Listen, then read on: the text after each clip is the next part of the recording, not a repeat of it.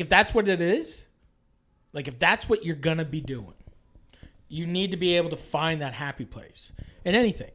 That's like if you are going in there half cocked every week and just being like going in like you going in mad, you ain't coming out happy, you know? And it's just like what scenario when you go in like pissed and like disgruntled, you come out like, oh no, that was actually good.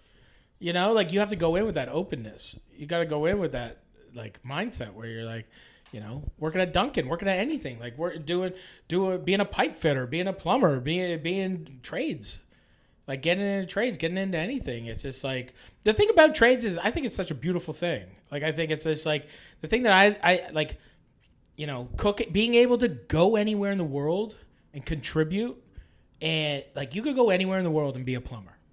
You could go anywhere in the fucking world actually, and it's just like I can go anywhere in the world and cook. I could set up on a shop on a corner and get a little fucking hibachi and cook something and give it to somebody and make $1. That is really cool to me. That I can do that. That is like, that's the coolest thing to me. Like pandemic, everything, my whole life gets washed. I get down to like no money, like I'm about to lose everything. And then I'm just like, it clicks. I'm like, I have to cook again.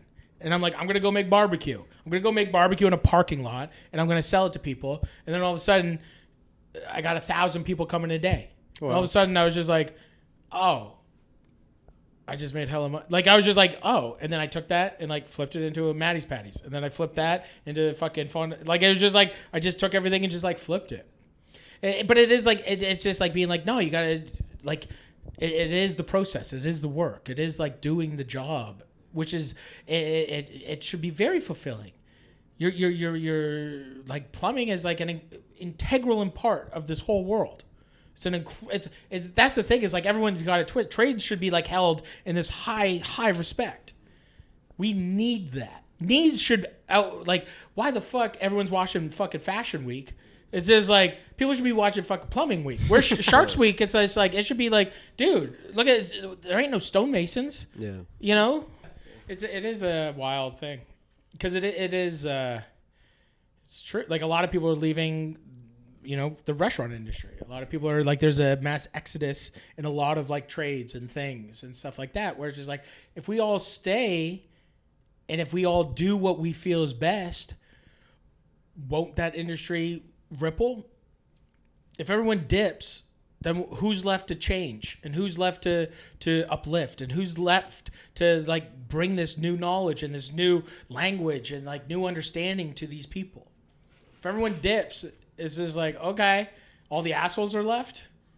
All the people that are just like chew you out all day and like berate you and make fun of you and belittle you and like call you names that like make you feel like you're a piece of shit.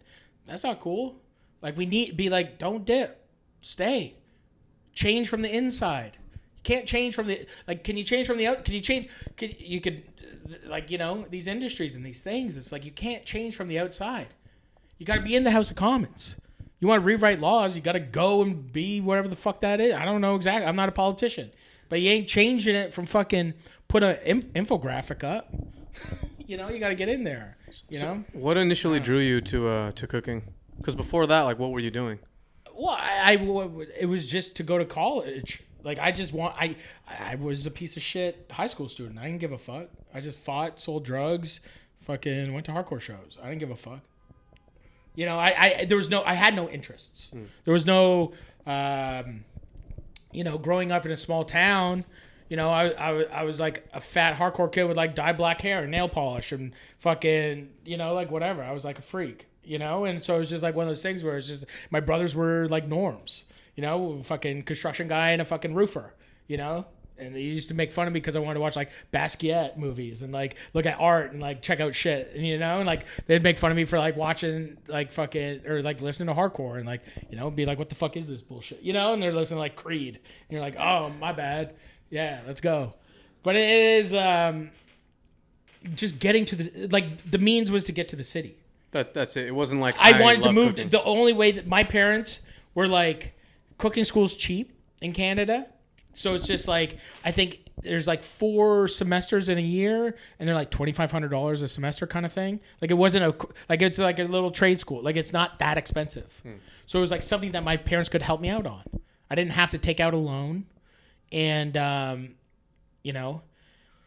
So it was just like anyone can get in, I get it seems, you know, like it's not like one of those. I applied to 4 different colleges. And I only got accepted to one, and it was Humber, and it was my cooking school. So it was just like I just went to cooking school so I could go to Toronto, and like my parents would pay. Like I was going to go to the dorm. I'm good for a year. I just knew that I didn't want to take a year off because everyone that takes a year off seems like they don't leave. I wanted to leave. I wanted to go to Toronto. I wanted to fucking like go in the alleyways. I wanted to fucking go to the parties. I wanted to be in the like, you know, like a major thing. Like it was like growing up. Like the thing, I was very influenced by early 2000s Vice, watching Iraq and like watching Dash and watching like all that shit and McGinley and like all those, watching that stuff from afar in early 2000s was like, that was it for me. That looking at those Vice magazines in a small fucking town, being like, that's what I wanted. I wanted the fucking hamster nest, you know, like I wanted to do drugs with my friends and piss in each other's mouths and fucking do it, you know, like I wanted to get squirrely, and I was like, I ain't doing that. Like here, it's like, okay, we're gonna go have a bush party, get in a fight with a bunch of dudes, and like every weekend just fight each other. It seems, and just go into a bush party. But it's just like I want to go to Toronto and find like people that wanted to go to art shows and go to like fucking do shit and like be like. I don't know. There was no like that town wasn't for me. That lifestyle wasn't for me. I didn't want to work at Walmart, you know? Isn't that crazy? Like it almost seems like that you went to cooking school almost just by the chance of life, like wherever you just happened to go because it was I could have got accepted to any one of those schools and been like, "Oh fuck, I'll go to Windsor. I'll go wherever." And then that became your whole thing. And you actually love cooking, right? Cooking's the greatest thing in the world. Cooking gave me everything. That skill, the thing about college is like I never felt self-worth like that before. I was never good at science, gym, and I was just like, what the fuck? We're running around playing lacrosse, like fuck all this shit, you know? Like I was just like, I don't like lacrosse. How the fuck? I gotta play lacrosse. Like my parents, like me and my brothers, we all played lacrosse. I'm like, why the fuck do we gotta play lacrosse? Why the fuck do we gotta do that? Why the fuck am I doing any of this shit? Like I hated everything.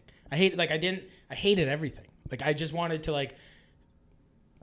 I didn't know what I wanted, you know? And then I went to cooking school and I found something I loved. And that I was somehow, I had a natural ability towards. Where I was just like, oh, I was never good at skateboarding. I couldn't write graffiti. I couldn't do it. Like, I didn't have a hand. I couldn't do anything. I never had a thing where I was just like, yo, this is me. And then cooking school gave me that. I was like, oh, I'm getting like 90. I'm getting like perfect grades.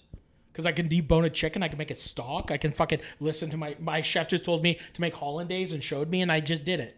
Okay, I just made hollandaise. Like this is school. Let's go. I'm doing this. And then it's just like when I dropped out, I went on tour with my friend's band, and then when I got back, like I never told my parents I dropped out of college, and so like they always thought I had like a diploma or some shit. So like they never even knew I dropped out of college. And then back in the day when you used to just walk around and hand out resumes. And so like I would just like walk around and like hand out resumes at restaurants. And then I got a call back from Le Select, which was like the oldest, best, most prestigious like bistro in Toronto. And I went there and that's where I cut my teeth and like came up and like I just worked at like the most banging bistro in Toronto and just like that was my crew. And it was just like, you know, it was like college gave me like a self-confidence and like I could do something and feel good about myself about doing something. And I loved it. Like I didn't make any money. Like I would work for 2 weeks and like get a check for like $600 and work at 15-hour days. I'm just like, let's go.